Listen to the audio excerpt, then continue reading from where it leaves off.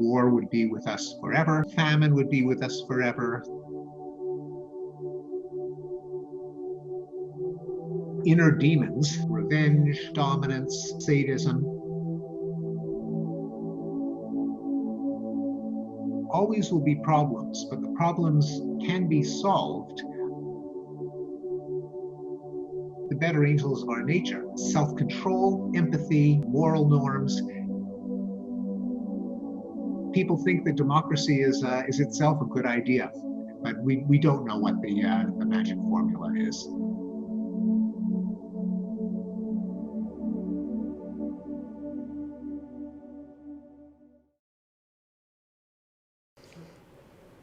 Добрый вечер, дорогие наши слушатели и зрители.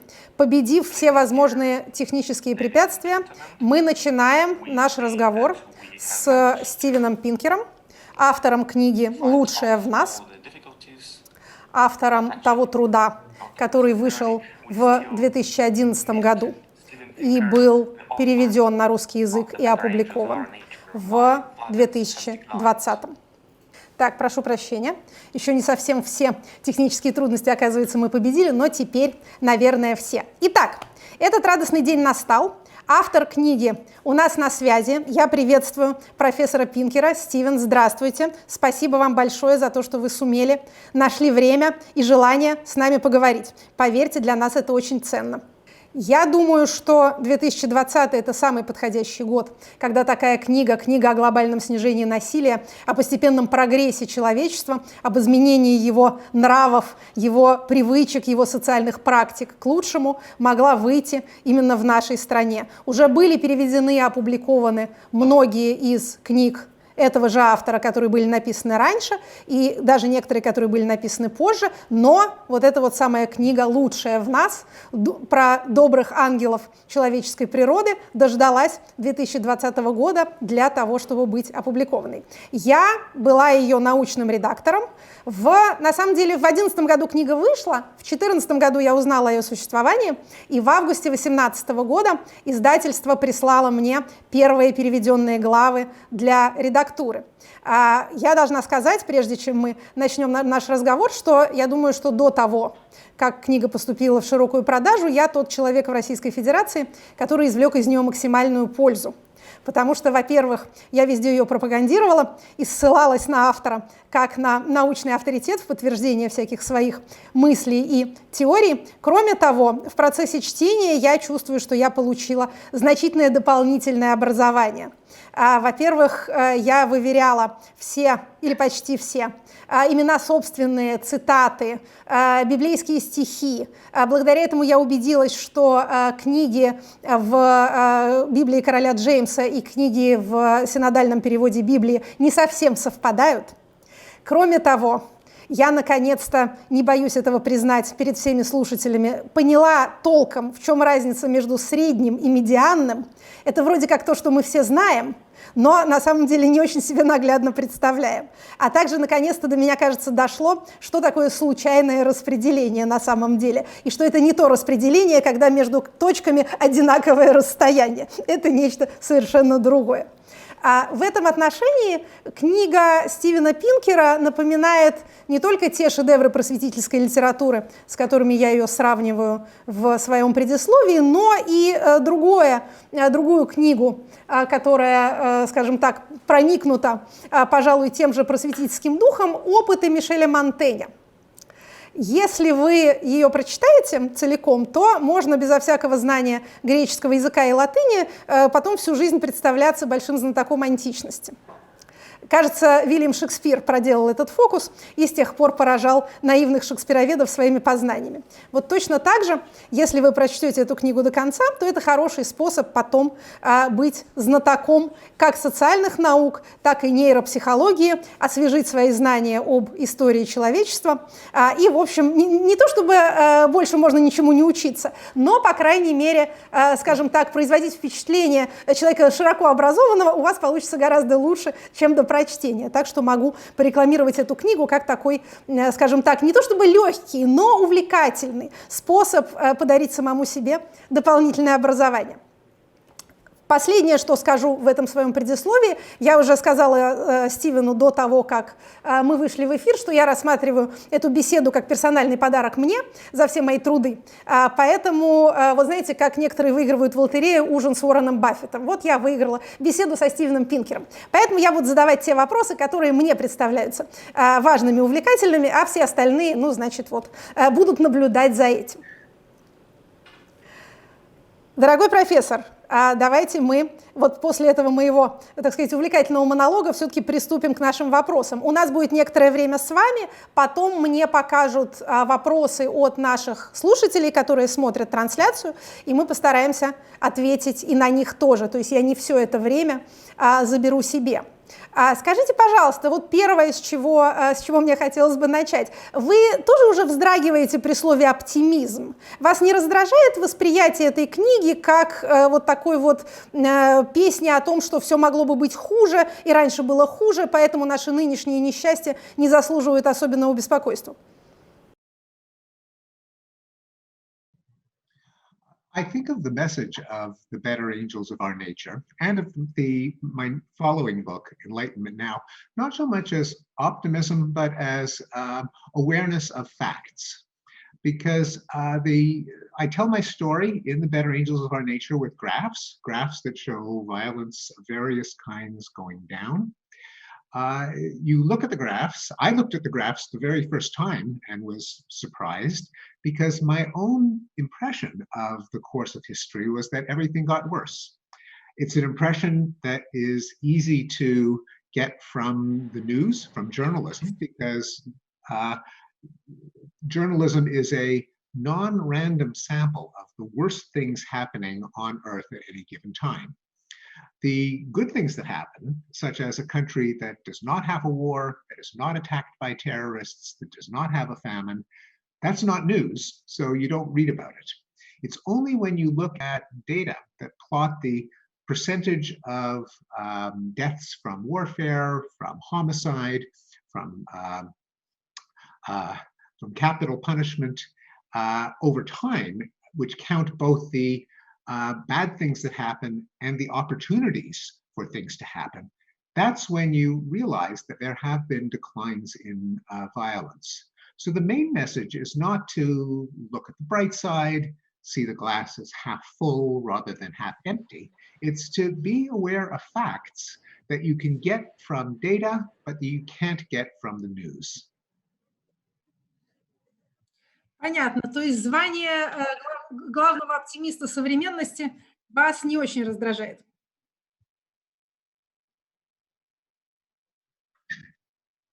Well, I think I am somewhat optimistic in that I think that looking at history, it tells us that problems can be solved.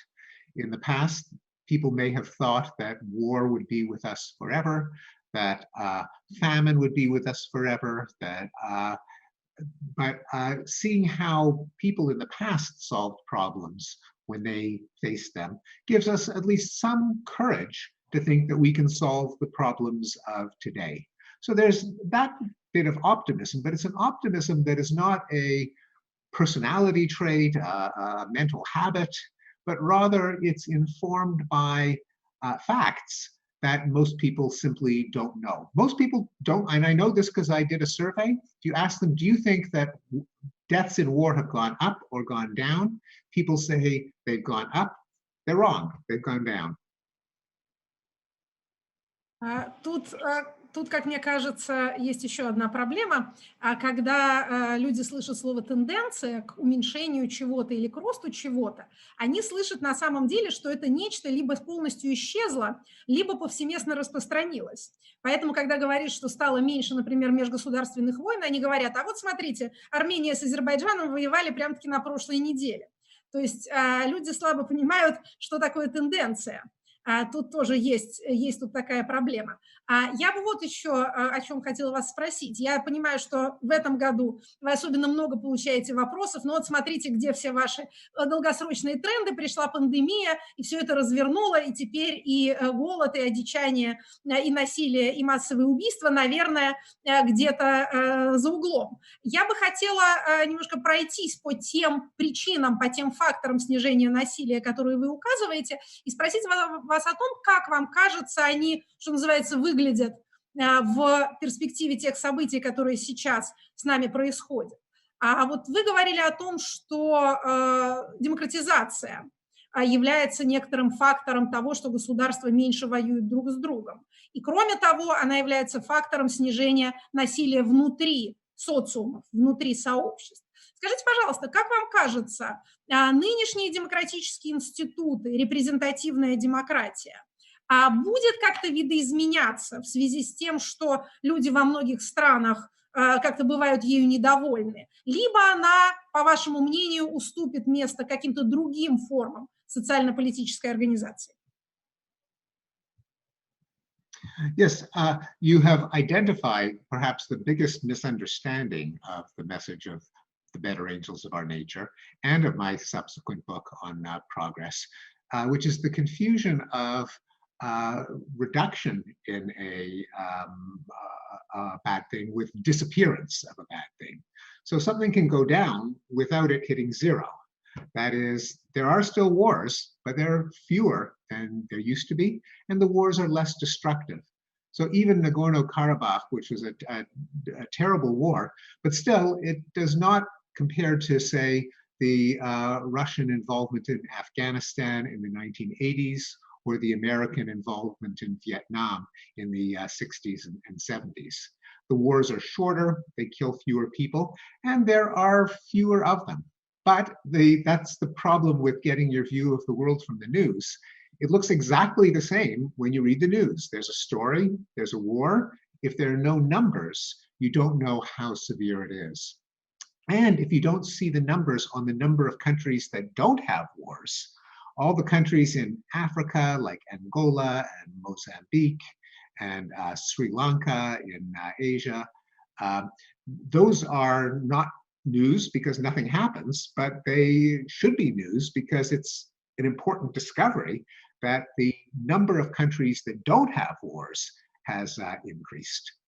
Now, you talked about the year 2020, and this brings up another misconception about progress, including declines of violence. Not only can you have progress when something goes down, even if it doesn't go to zero, but the declines are never linear. I've actually been misleading when I draw a line with my finger that goes linearly downward. In reality, the trends are often like this. It's kind of a roller coaster. There are ups and downs, but the overall trend is down. And so it would be a miracle if everything always got better. And that is not the way history works. In the case of war, for example, there were definitely upticks in the 1980s with Iran versus Iraq and Russia in Afghanistan, in the 1960s with Vietnam. So it's not a straight line downward. There are a bunch of hills and valleys, but overall, the trend is downward. Now, in the case of the year 2020, a lot of things got worse. There's a pandemic. There have been pandemics throughout human history, and we tended to forget about pandemics, but we were unpleasantly surprised this year with a big one. Almost certainly, one of the beneficial trends, namely increased life expectancy, will probably go down this year, but also probably the progress will resume. That's what happened, for example, with the influenza pandemic of 1918-1919. It had a big effect on life expectancy that you can see in the graphs, but there was a recovery. The graph for life expectancy in Europe in the 20th century kind of looks like this, where that notch was from the Spanish flu. But there was recovery, and there will probably be recovery in this case as well. We have reason to believe that, not because we're optimistic, but because several vaccines have been announced. Finally, you asked about democracy. There used to be a belief that no two democracies have ever fought each other. Now, that's too extreme. However, a statistical version of that generalization, that democracies are less likely to fight each other, does appear to be true. So it's one of the many benefits of democracy. Democracies also have lower rates of crime, at least well-established democracies do. They have higher levels of education. They have longer lifespans, and people are happier. Now, in general, people are happier when they live in more prosperous countries. But above and beyond sheer prosperity, freedom makes a big difference to people's happiness. People who live in democracies are happier than people who live in autocracies.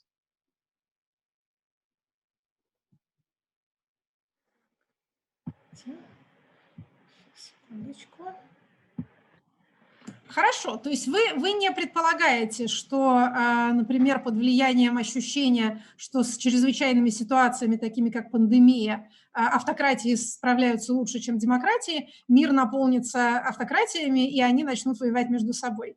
Не предполагаете ли вы какого-нибудь такого сценария?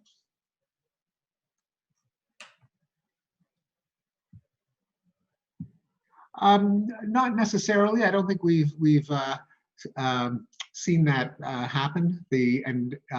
Although there are some autocracies that have been successful in handling the pandemic after it emerged, like China, although its repression of speech was one of the causes of the pandemic in the early days, when China would not even acknowledge that there was a pandemic.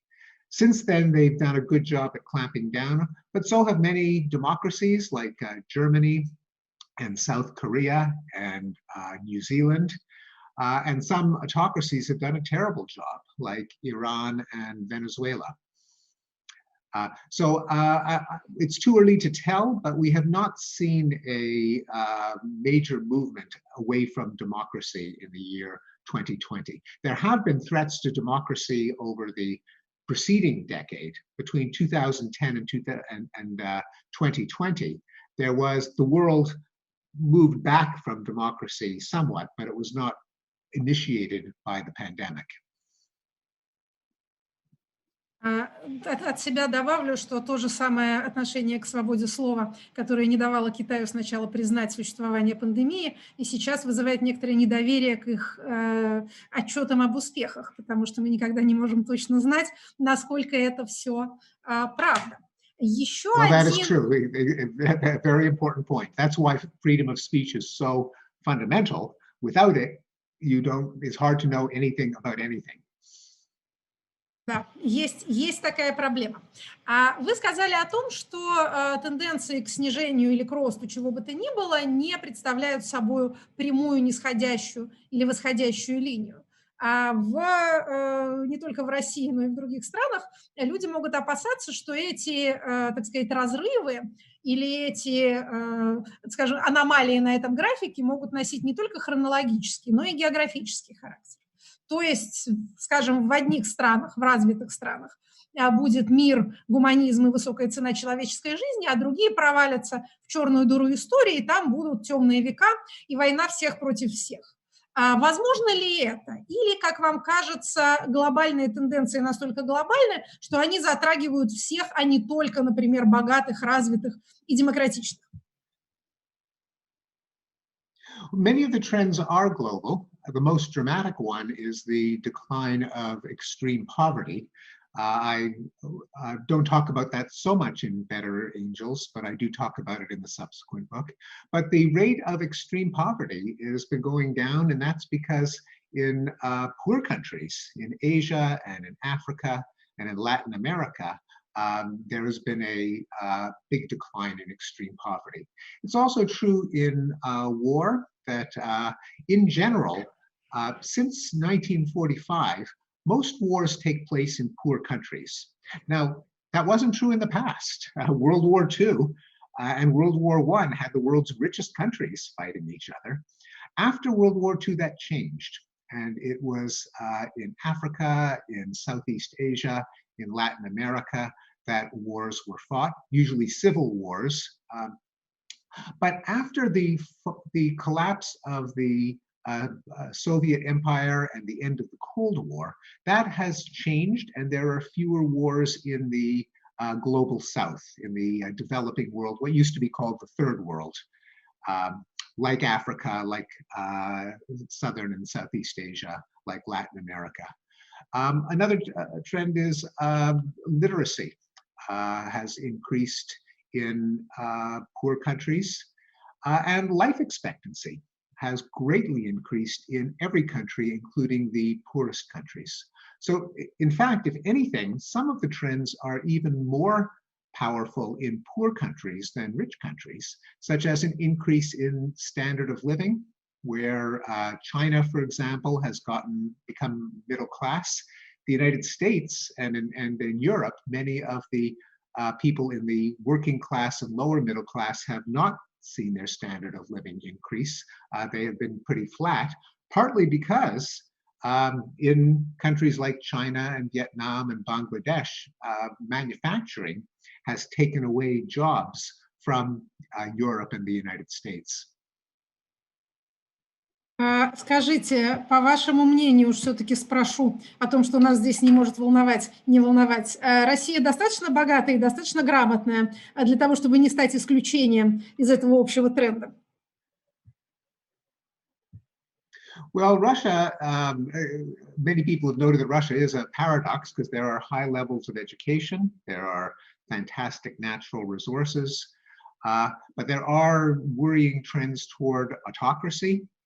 Russia also went against the general direction of the world in annexing Crimea, because the norm since 1945 has been that countries don't take over territory by force. Russia also has some problems in life expectancy and alcoholism. Not as bad as in the 1990s, but still surprising for a country that has such large population, high levels of education, high levels of natural resources.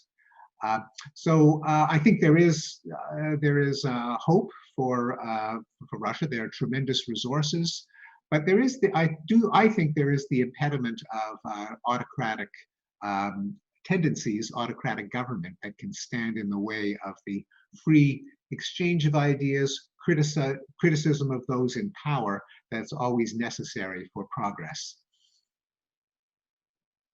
Да, с этим есть у нас, надо признать, некоторые проблемы. Скажите, пожалуйста, я думаю, что вам часто приходилось слышать тезис о том, что насилие никуда не делось, оно просто изменило свои формы, что натура человеческая такова, что она все равно стремится выразить свои агрессивные импульсы, но вот раньше были массовые расстрелы, а теперь, не знаю, какая-то ругань в Твиттере, но все равно общий объем насилия вроде как не поменялся. Я хотела бы вас спросить, как человека, который, насколько я понимаю, тоже подвергся не так давно этой самой атаке в социальных сетях, и, кажется, вы, в общем, при помощи доброго слова и статистики как-то отбились, да, от нападавших. Вот скажите, какие чувства и мысли вызывает у вас этот тезис, что насилие не стало меньше, просто оно теперь иначе выглядит? Well, I am a very strong believer in human nature, in our genetic endowment being something that changes very, very slowly. We're still the same human beings as we were hundreds of years ago.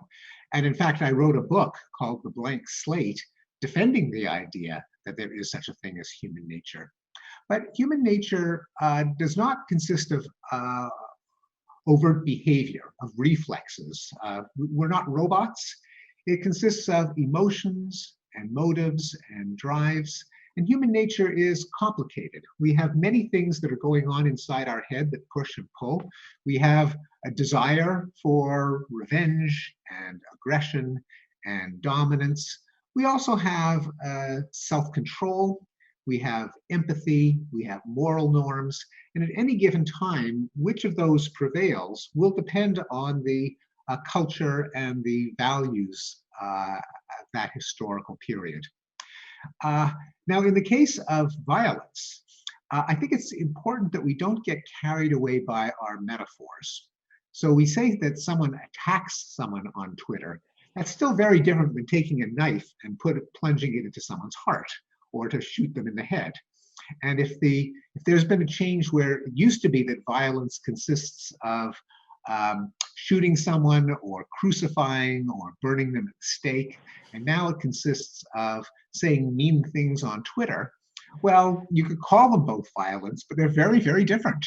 And it would be enormous progress if we made a transition from stabbing and burning each other to saying mean things on social media.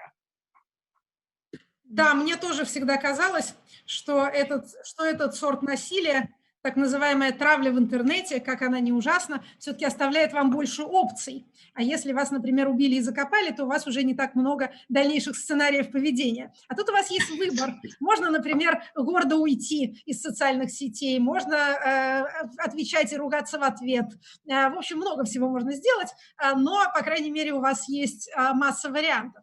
Хорошо, тогда давайте посмотрим с другой стороны на этот большой гигантский тренд снижения насилия. Скажите, а не кажется ли вам, что темной стороной всеобщего осознания большей ценности человеческой жизни являются жертвы свободы ради безопасности? И что пандемия показала в том числе, насколько народы мира готовы терять в свободе и передвижения, и в свободе слова, и в политических свободах ради того, чтобы сберечь свое здоровье и в конечном счете свою жизнь.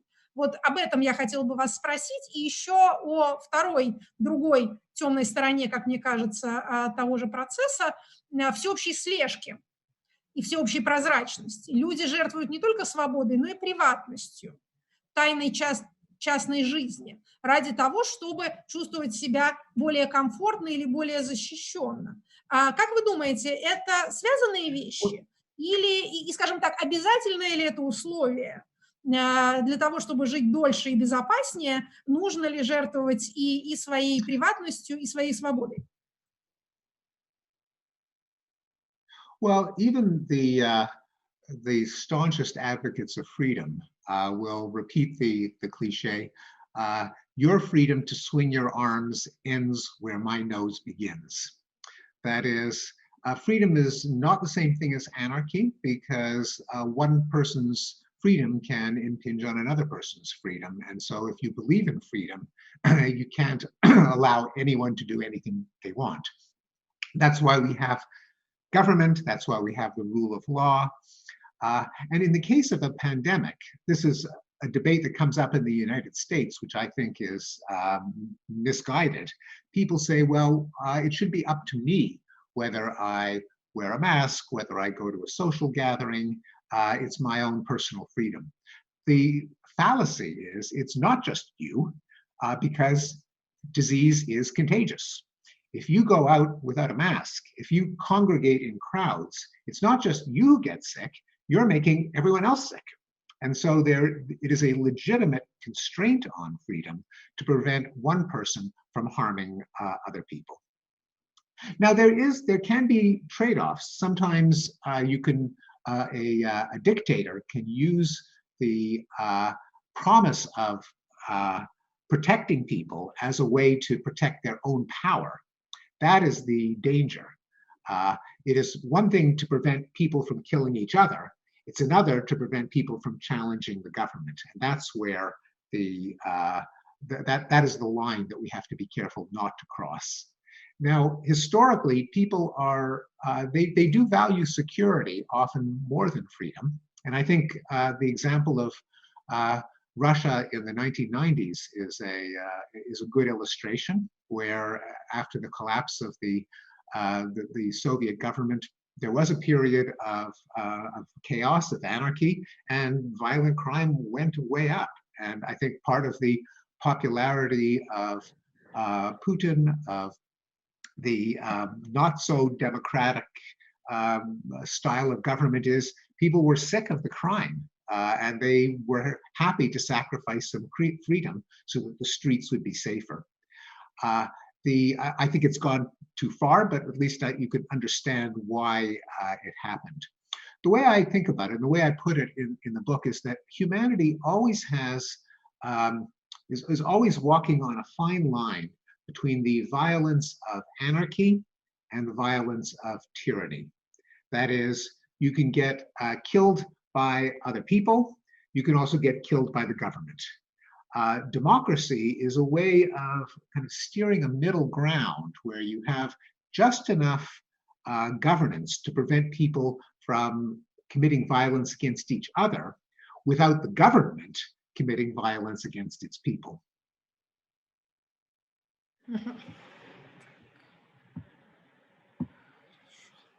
Еще один фактор глобального снижения насилия, который вы описываете в своей книге, это феминизация.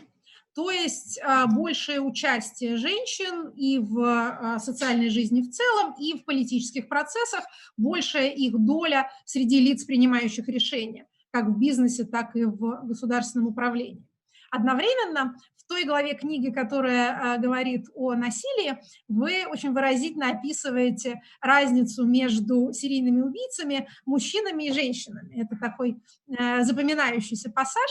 Вы говорите о том, что серийных убийц больше, конечно, несравнимо больше среди мужчин, но среди женщин они тоже встречаются, но они отличаются по методам. Они убивают под видом заботы. То есть вот эти вот маниакальные убийцы, они устраиваются куда-нибудь в больницу, там медсестрами, и там травят своих пациентов или душат их в постели. А когда я это читала, у меня возникло вот какое подозрение. Вот этот новый тип власти, который бесконечно меряет тебе температуру и не выпускает тебя из дома под предлогом того, что ты недостаточно здоров, и который тебя все время прослушивает и просматривает ради твоей же пользы, и ограничивает твои передвижения, чтобы ты сам себе не навредил. Это не вот этот самый новый тип насилия, связанный тоже с феминизацией. То есть мы не придем к вот такой тирании, которая душит нас под видом заботы. Или это тоже, что называется, лучше, чем массовые репрессии и фронтальные войны, которыми занимаются мужские правители?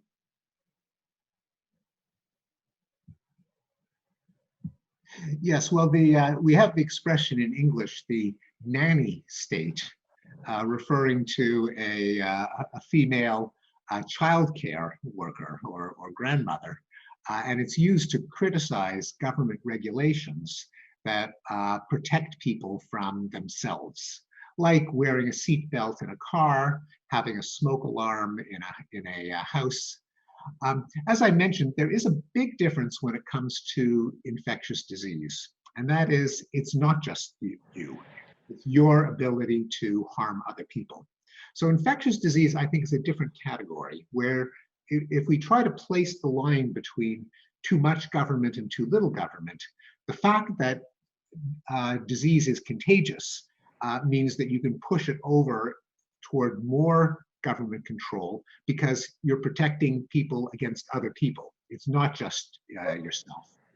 Now, when it comes to things that only harm yourself, say wearing a helmet if you're a motorcycle driver, or a seatbelt, or a smoke alarm, or safety protections, there, I think I've changed my mind. I used to be more libertarian, more worried about the nanny state. But as I looked at data on accidental deaths, and I saw that at least in the United States, the rate of people burning to death has fallen. The number of children who drown in swimming pools has gone down. The number of deaths in car accidents has gone down. Some of these regulations really do save lots of lives, and the infringement on freedom is very, very small. If I have to put on a seatbelt when I drive, that does impinge on my freedom, my liberty, but it's very, very small, and it has a huge benefit in terms of people who are alive or can walk instead of are paralyzed. So in some of those cases, I think the nanny state, which connects it to the feminization, because a nanny is a woman, overall the benefits outweigh the costs. But now, getting back to the bigger question that you raise, it's not true that women leaders don't fight wars. We have examples of Indira Gandhi and Golda Meir and Margaret Thatcher. It's not the case that women are never serial killers. It's not the case that women never commit assault. But the statistics are very lopsided. It's, in case of murders, it's about 11 to 1 male to female. So, and in general, men enjoy more violent entertainment. They commit more violence. They have a greater sense of desire for revenge. And so on average, not perfectly, but on average, if women have more power, it's likely that violence will continue to go down. Да, но обозначает ли это, что в таком случае и объем свободы станет меньше? Вы говорили о том, что правило, которое обязывает нас пристегиваться, не очень сильно ограничивает нашу свободу, но правило, которое не дает нам выйти из дома, потому что у нас повышенная температура или потому что термометр показал, что она повышенная, уже, в общем, ограничивает нашу свободу довольно сильно. Вы говорили о том, что нынешняя ситуация нетипична, потому что речь идет о заразной болезни. Но, понимаете, политология говорит нам, что государства, приобретая те или иные полномочия, очень неохотно с ними расстаются. Можно каждый год объявлять новую болезнь смертельно опасной ради того, чтобы, например, сохранить комендантский час или пропуска на выход, или, что еще выгоднее, запрет на массовые мероприятия. Собственно, вот эта вот разновидность nanny state, она совсем не такая, не так благожелательно выглядит, как тот набор правил, который, в результате которого меньшее количество маленьких детей тонут в бассейнах.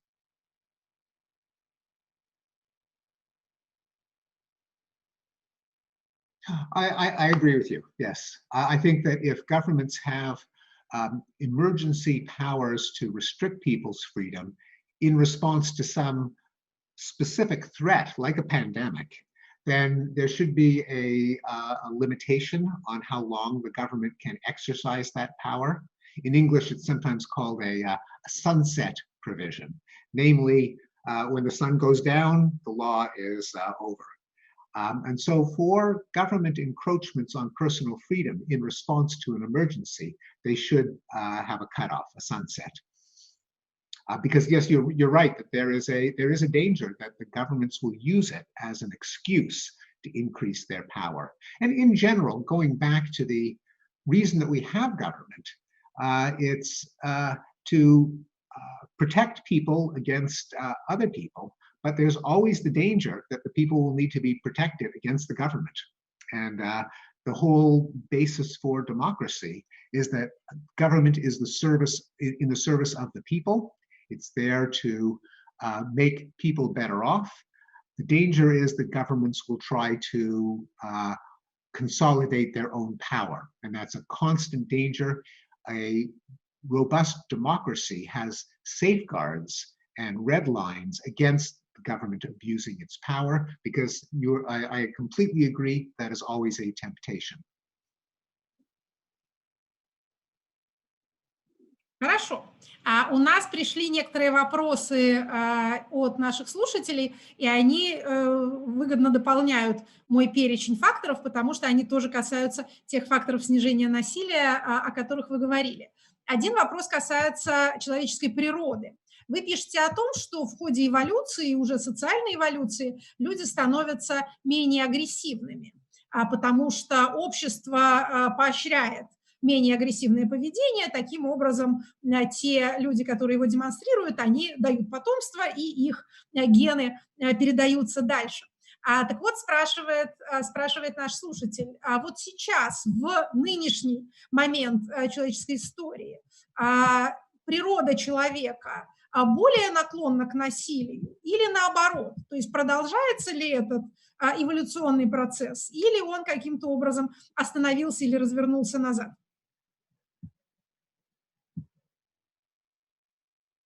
Well, I tend to think that biological evolution, in the technical sense of Darwin's theory of natural selection, is not the explanation for the changes in violence of the last 70 years or the last even 500 years. It's not impossible, but it's unlikely because biological evolution has a speed limit in generations, that 20, 25 years for a parent to have a child, and for the decline of violence to be a biological process, it would mean that less violent people have more children than more violent people.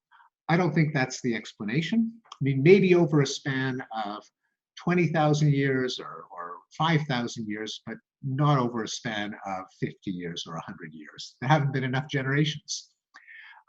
Instead, I think it's a change in social norms, a change in education, a change in our institutions, a change in laws. And in answer to the question, are we basically violent or basically non-violent? I think the answer is that we have many tendencies. And that's why in The Better Angels of Our Nature, I have one chapter called Inner Demons, about the devil in us that can make us violent, like revenge, like dominance, like sadism. But then another chapter called Better Angels is about the parts of human nature that reduce violence: empathy and self-control and a moral sense, and even intelligence, cognitive processes, problem solving. If you think of violence as a problem to be solved, then you can come up with devices and inventions and gadgets that reduce violence, such as a police force and a court system and a rule of law for better lighting and better surveillance cameras for crime in cities. In the global stage, the United Nations and peacekeeping forces and treaties. And so there's no answer to the question, are we basically violent or basically non-violent? There are many pushes and pulls inside the skull. The brain is very complicated. And I'll just give you one example just to reinforce that point. If you ask people in surveys, have you ever had a fantasy about killing someone? A lot of people say yes. A majority say at least at one point in their life they have fantasized about murdering someone else. Now, of course, a tiny, tiny fraction of the population actually commits murder, but the thought occurs to people. Something else restrains them before they actually do it. So does that mean that people are violent because they fantasize, or does it mean they're non-violent because they don't do it? Well, there's some of each. Точно так же, я думаю, редок тот подросток, который не фантазировал о самоубийстве. И тоже все-таки, по счастью, нас всех и наших родителей, не все, малая часть приводит этот план в исполнение. Следующий вопрос пришел нам от наших слушателей. Он касается соотношения между политической моделью и уровнем счастья. Спрашивают, связан ли более высокий уровень счастья в демократиях с тем, что они демократии, или с тем, что они богаты. Что лучше для счастья, жить в бедной демократии или в богатой автократии? Хороший вопрос. Well, you can do the statistics to tease them apart. And the statistics show that even holding constant level of prosperity, people in freer countries are happier. Now, it's hard to answer the question which is more important, because you can measure prosperity on one scale, namely GDP per capita in constant dollars, you measure freedom on another scale, democracy to autocracy, say -10 to +10, how do you know whether a certain increase in democracy is the same as a certain increase in wealth? It's a little bit apples and oranges. Probably I would say, if I had to do it, just based on the whole scale, a prosperous autocracy, people are probably happier than in a poor democracy. An example would be Singapore. It's not a democracy, it's very, very rich, and the happiness level is pretty high. Я бы еще в качестве примера привела бы богатые арабские страны, арабские нефтяные монархии, в которых тоже уровень свободы чрезвычайно низок, а уровень, так сказать, довольства достаточно высок. Но тут есть та же проблема, что и с китайской статистикой, о которой мы уже говорили. Не опрашивают, например, женщин или, скажем, рабочих строительных, которые в этих странах тоже существуют, опрашивают тех, кто принадлежит к привилегированным классам, и они действительно всем довольны. Yes, so in the Arab oil monarchies are a good example because people are actually not that happy. They're happier than in very, very poor countries. But as compared to the amount of wealth, in general, the richer the country, the happier the people. But the Arab oil states are kind of down here. They're much less happy than you would expect based on how rich they are. And that's also true of China. People are happier than they used to be when China was a very poor country, but less happy than you'd expect given the prosperity. You're also right, of course, that we have to be careful of distortions in the data. The numbers on happiness that I'm aware of come from surveys that are not done by the governments, but by research organizations that interview people confidentially. But it is I agree, it's an important question. Следующий вопрос уже чисто политологический, поэтому с особым удовольствием вам его задам. Все ли страны могут стать демократическими, если здесь предопределенность? И если да, то какие нужны условия, чтобы перейти из автократии в демократию? Давайте вы нам расскажете. Многих людей живо интересует этот вопрос. Есть ли какой-то рецепт? Well, there used to be an idea that there were prerequisites to democracy. That democracy could only work if a country was Christian, or if it was highly educated, or if it was wealthy. It looks like that those aren't really true. There are some statistical correlations. In general, countries that are highly educated are more likely to become democratic. But there are democracies in every kind, every religion, every part of the world, every level of prosperity.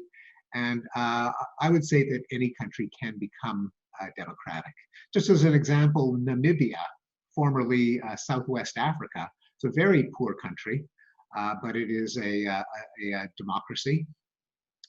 And the general trend, there's been some regression in the last 10 years, but the overall trend is for the world to become more democratic. Now, a majority of countries are more democratic than autocratic, and a majority of the world's population lives in countries that are more democratic than autocratic. By far, the largest number of people living in non-democratic countries are in China. But if you look at, say, India is a poor country, not as poor as it used to be. It is ethnically very diverse. There are 500 different languages that are spoken in India. It's very religious. But India is a democracy.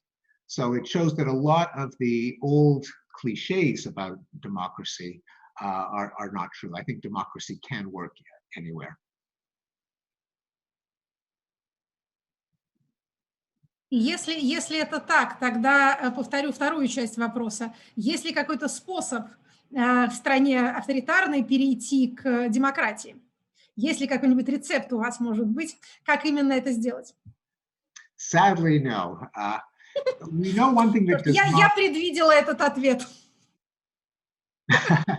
One thing that does not work, and that the United States learned to, is that when you depose a government, when you have regime change forced by military intervention, like in Iraq, no, or Afghanistan, that is not the way to do it.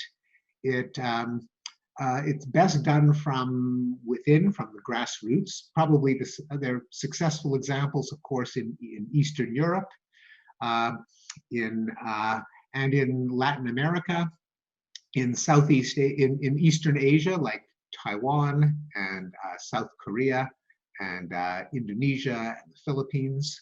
So it can happen. I think it is true. I said that democracies can take place anywhere. It helps if there's a certain amount of prosperity or affluence. But as the Arab oil states show, that's not enough. One of the big ideas is just that people think that democracy is itself a good idea. There has to be a fad, a trend, a craze. People have to believe that it's a good thing in order to try it out. So there's even some fashion, but we don't know what the magic formula is.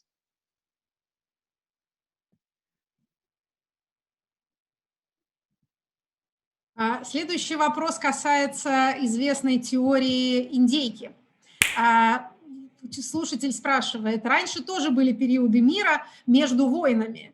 А почему у нас есть ощущение, что сейчас все по-другому? Теория индейки, как вы помните, вы ее, кажется, упоминаете, состоит в том, что индейка между праздниками Рождества думает, что наступил период мира, и их как-то перестали резать, а потом наступает Рождество, и все-таки, значит, их все равно зарезали. Действительно, были достаточно мирные периоды в мировой истории, в том числе в XVIII веке, был такой довольно долгий период времени, когда европейские, по крайней мере, страны друг с другом не воевали. Что заставляет нас думать, что сейчас вот этот самый долгий мир – это не пауза между двумя большими войнами? Well, it could be. There's no guarantee that there won't be another big war, but the data seem to suggest that it's not just the same kind of pause that took place in the past, that in the rate of war over a moving window of time, there really was a change in the late 1940s, early 1950s, as best we can tell. Still, you're right, it's not impossible, but nor is it just a statistical illusion. Also, it isn't just the number of wars, but there are also changes in the underlying system. So we have, for example, war being illegal for the first time in history. That member nations of the UN, the United Nations, have signed a commitment not to initiate a war except if they are in self-defense or approved by the Security Council of the UN. That has not always been followed. But the fact that it is a law, an international law, that every country has agreed to is unique in human history. Because prior to 1945, it was perfectly legitimate to invade another country to settle a debt or to avenge some insult. That is a change in the underlying system. And there are other changes that I talk about in the book. The number of countries with military conscription, a draft has gone down. The expenditure on armies as a percentage of GDP has gone down.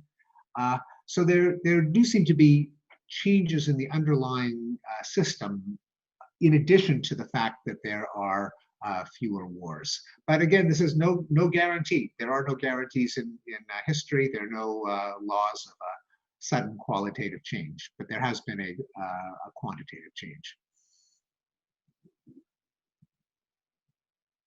Это отвечает в том числе на еще один вопрос, который нам прислали, где слушатель перечисляет все ужасы о недавней истории человечества и спрашивает, есть ли какая-то гарантия, что это не повторится. В общем, мы с профессором Пинкером говорим, что нет гарантии, извините.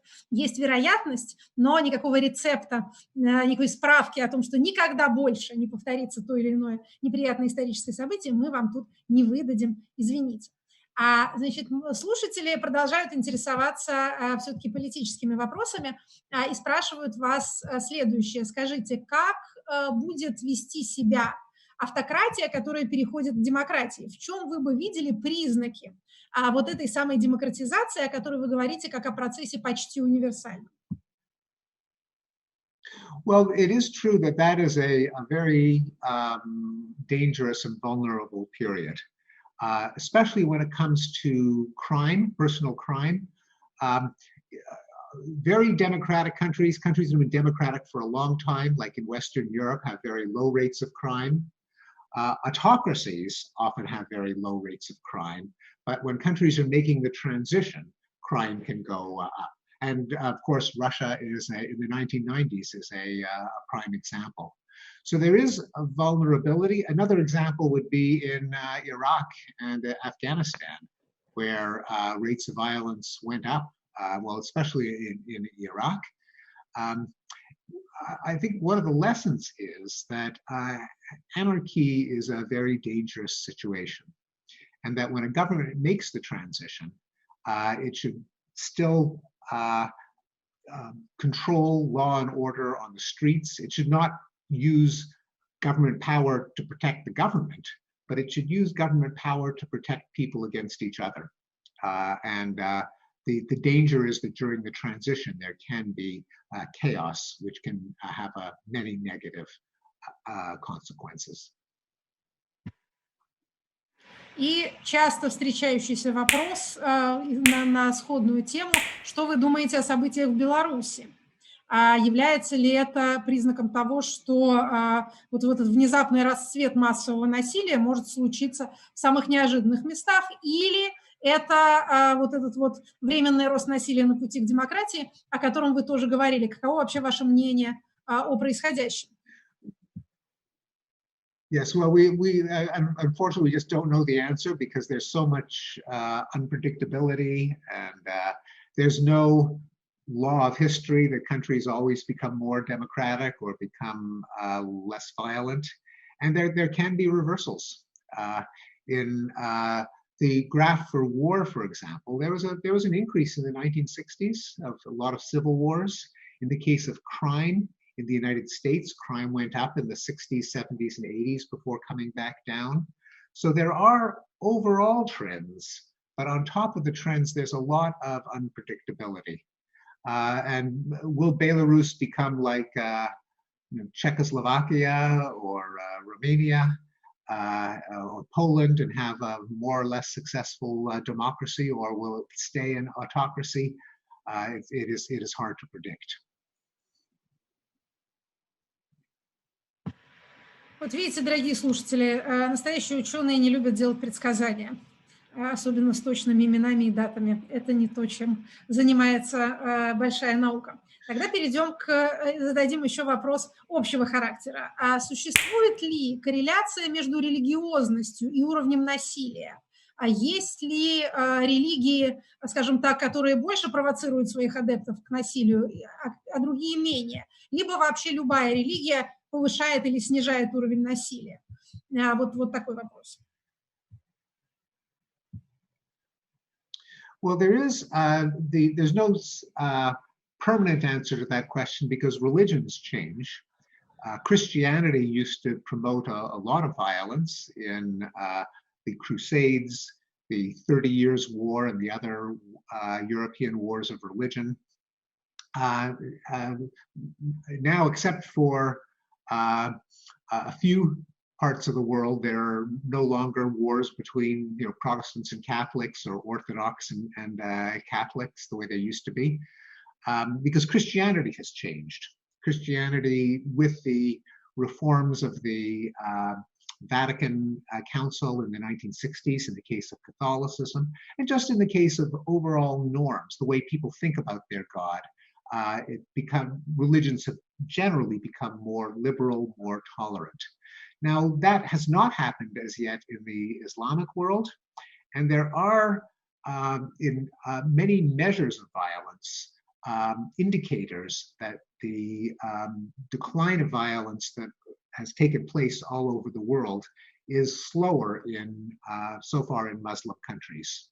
There are higher rates of war, there are higher rates of terrorism, there are lower rates of democracy, there's more capital punishment. So it's not that there is something inherent to Islam that is violent, because Christianity used to have the same trends, but the humanistic change in other religions has been very slow to take over Islam. It may happen with younger people in younger generations, but it is too soon to tell. Хорошо. Вопрос возник следующий. Не приведет ли технический прогресс в военном деле к увеличению числа войн, потому что при наступлении армии перестанут терять живую силу? Вопрос вполне актуальный, потому что в конфликте в Нагорном Карабахе, как я понимаю, преимущество наступающей стороны было во многом за счет дронов. То есть если роботы могут убивать людей в массовом количестве, не приведет ли это к тому, что вот эти самые людские потери перестанут останавливать именно наступающую сторону? We don't know. It's an important question. It is not necessarily true that drones will result in more human casualties, because the old methods of human warfare, which were very imprecise, indiscriminate, led to millions of deaths. So aerial bombardment, bombing cities, firebombing like Dresden and Hamburg and Tokyo in World War II. Artillery, because they're so imprecise, there are huge numbers of civilian deaths. And if it's drones that are more targeting other opponent forces, it's at least possible that the overall casualty level will be lower. Best of all would be if there were no wars in the first place. I mean, that should be the priority. But we shouldn't think that imprecise destruction of the past was more humane than drone warfare.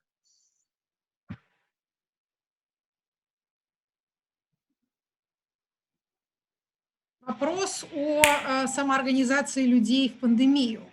Вопрос состоит в следующем. С одной стороны, карантины разделяют людей физически друг от друга, с другой стороны, вроде бы вот в этой ситуации всеобщей угрозы люди в разных странах начали самоорганизовываться, объединяться и помогать друг другу более охотно. Как вам кажется, какое влияние пандемия окажет на навыки гражданского общества? Оно будет развиваться, или люди настолько напуганы, что они перестанут вообще собираться вместе и будут бояться друг друга как источника заразы? Что будет с социальным единством после пандемии?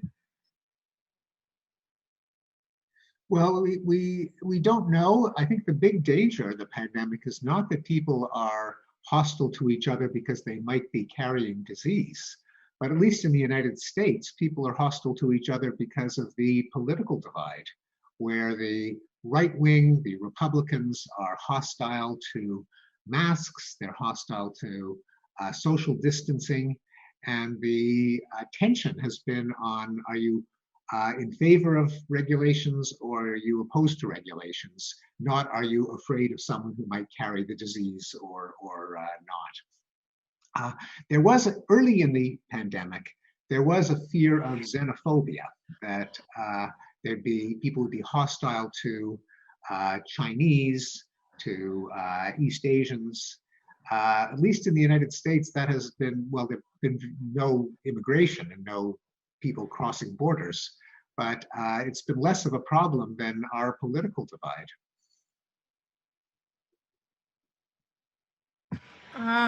Вопрос тогда такой. как он, собственно, родственен предыдущему вопросу, атомизация в обществе и вообще то одиночество, которое считается таким признаком современной жизни, каким образом влияет на уровень насилия.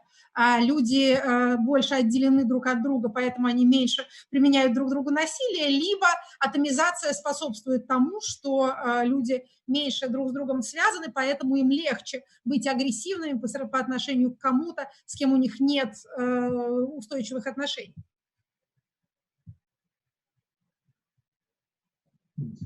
Well, the amount of, I don't think that the loneliness or isolation would lead to a change in war, which is usually decided by government leaders.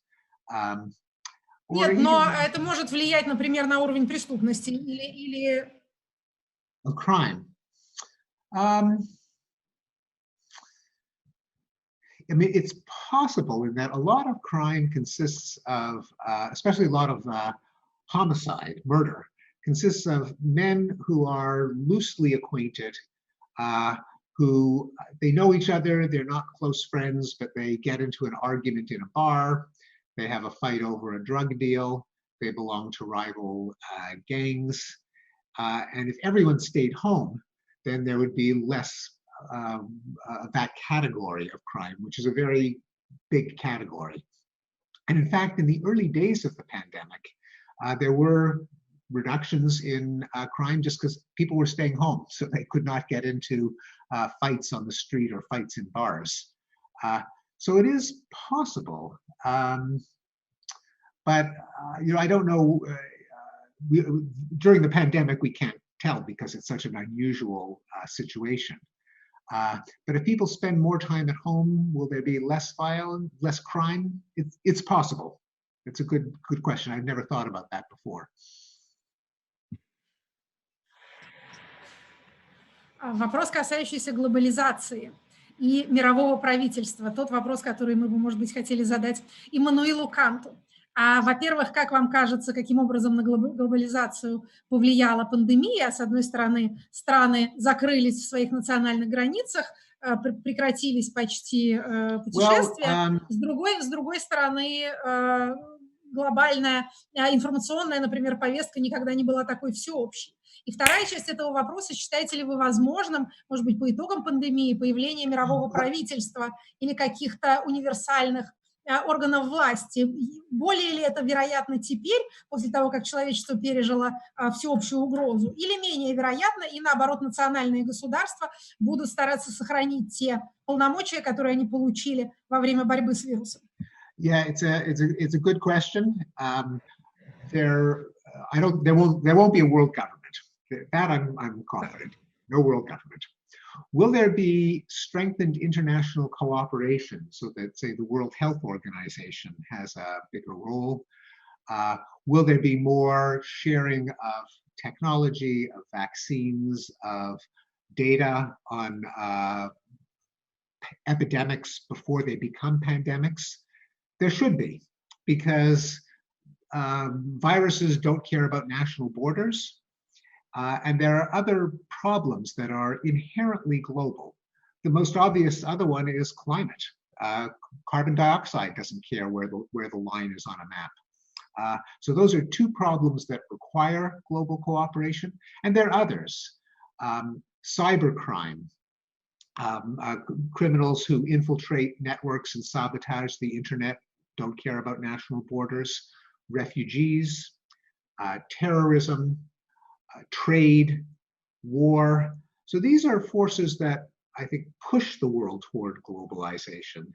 But then there are always the agendas of leaders who either recognize the trends or try to resist them, like our own Donald Trump. So because there are always human beings in the loop, human leaders, it's hard to make predictions, especially over the short term. Over the long term, I think because the problems are real problems of pandemics and climate change and cybercrime, it'll be a force that pushes the world toward globalization, though there can always be countries and leaders that resist the push. But I think over the long term, the push will be towards more globalization. В общем, дорогие слушатели, мирового правительства не будет, но глобализация будет. Краткий вывод такой. И задам тот вопрос, который будет у нас последним. Произнесу эти приятные всякому выступающими слова. А вот теперь последний вопрос. Но он такой действительно завершающий. Спрашивают нас слушатели, возможны ли условия, при которых те тенденции, о которых вы пишете, развернутся в обратную сторону? То есть тот процесс, который вы описываете, остановится или пойдет вспять. И от себя добавлю некоторые уточнения этого вопроса. Вы сказали в самом начале о том, что люди не читают статистику, и поэтому боятся не того, чего надо бояться. Воображают какие-то социальные беды, которых на самом деле нет, и в это время не замечают тех, которые действительно происходят.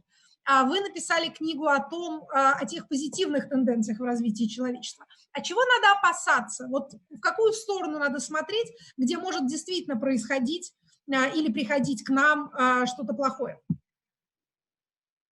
Well, certainly the climate change is a big unknown. If there's a range of scenarios, and some of them are very bad. If the worst outcomes happen, then we don't know what kind of chaos and suffering and damage there could be. If there was a large-scale nuclear war, the damage is incalculable, and in addition to the deaths and destruction, what it would do to our institutions, our infrastructure, our knowledge are impossible to predict. So I would identify those two as the biggest threats, and therefore it's imperative that we try to minimize the risk of that happening by dealing with climate change, by reducing as much as possible the chance of a nuclear war. Хорошо. Значит, мы поняли, два крупнейших риска – это изменение климата и ядерная война. Они могут перевернуть те тенденции, которые мы наблюдаем. Все остальное, дорогие слушатели, не такие, видимо, большие угрозы, и за исключением этих двух больше ничего не способно, недостаточно велико и могущественно для того, чтобы развернуть объективные социально-политические тенденции. Это хорошо, а это дает нам, скажем так, не то чтобы дает нам надежду, но как-то калибрует наш взгляд для того, чтобы мы смотрели действительно на большие вещи, а не говорили о том, что главная угроза миру и человечеству – это то, что в социальных сетях все стали грубые и невежливые и много ругаются друг с другом. Это не глобальная угроза человечеству, от нее наш ход исторического развития особенно не поменяется. Хорошо, дорогой Стивен, if I may. Я хочу поблагодарить вас за ваши ответы, я хочу поблагодарить вас за вашу книгу. Если вы можете сказать какие-то слова именно своей русской аудитории, которая не первый раз вас читает, но которая первый раз встретится с этим вашим, я не знаю, рассматриваете ли это как свой главный труд, но для меня это, конечно, ваш magnum opus. А если вы что-то хотите сказать, мы вам будем признательны. Yes, well, it's a privilege to be addressing a Russian audience. I do have some Russian roots. My grandparents came from Eastern Europe when it was part of the Russian Empire. So I do feel some solidarity with the Russian people. I would urge people to recognize the value of knowledge, of free exchange of information, as a positive force for humanity. That what we all agree on is that it's better for people to be healthy than sick, to be free rather than oppressed, to have opportunities in life rather than to be constricted and restrained, to live in peace rather than war. And the exchange of ideas, the accumulation of knowledge, the attitude that there always will be problems, but the problems can be solved if people apply their ingenuity, is what we need to achieve the goals that everyone wants, namely human flourishing and human happiness. Спасибо вам большое еще раз. Мне тут пишут, что у нас было много зрителей, и одновременных, и, как это называется на техническом языке, уникальных. У нас будет видеозапись, которую тоже смогут посмотреть те люди, которые в прямом эфире не были с нами. Так что мы с вами популярны. Эти темы людей интересуют. Okay. Правда, честно. Я надеюсь, что люди не только посмотрят видео, но и книжку купят, что они не будут напуганы ее объемом. Поверьте, это очень увлекательное чтение. Я, как научный редактор, могу вам обещать, что это не скучный текст, это текст очень увлекательный, и не обязательно читать подряд, можно прям вот в любой кусок погрузиться и его читать и узнавать чего-нибудь новое, потом будете всем рассказывать, какой вы грамотный, образованный и одновременно прогрессивный читатель. Спасибо вам еще раз.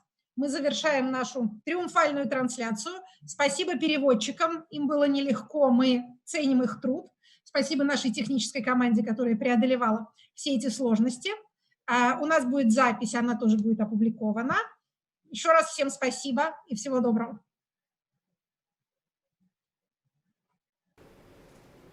Ну, ура! Ура! Слава Богу! Ура! Ура! Можно снимать прищепки с себя? Да.